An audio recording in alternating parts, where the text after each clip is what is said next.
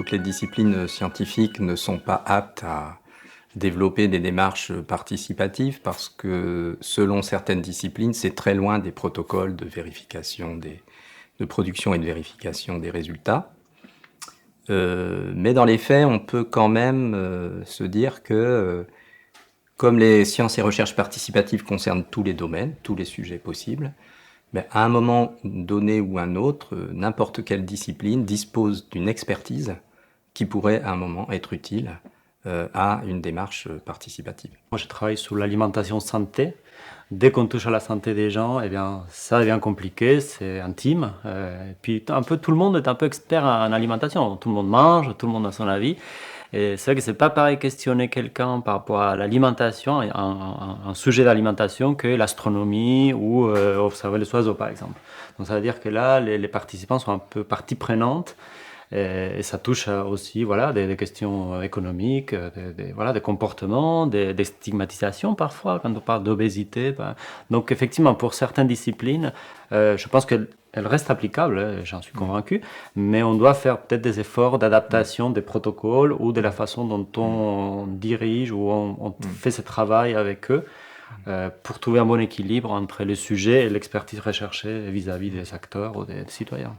Tu as raison, toutes les disciplines ne sont pas égales devant ces questions posées par la participation, du simple fait que dès qu'on discute avec des acteurs, les questions qu'ils nous posent ne sont pas des questions disciplinaires.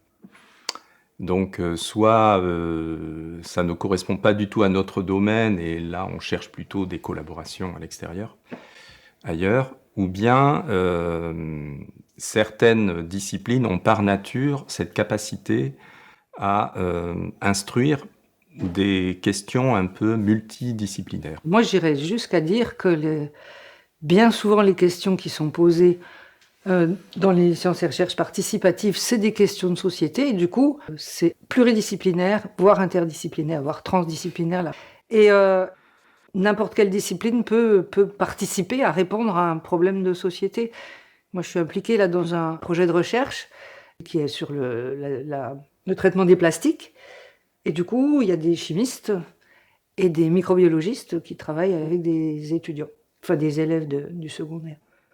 Le chercheur doit se poser la question s'il est prêt à changer de posture finalement, et c'est dire, pas faire pour faire, parce que c'est à la mode, parce qu'on entend beaucoup parler, mais c'est dire, est-ce que je suis prêt à investir le temps, l'énergie, et puis finalement changer de posture et aller solliciter des acteurs ou des citoyens que je ne touchais pas avant mes recherches. Donc ça, c'est aussi une vraie question de se dire à quel moment on est prêt.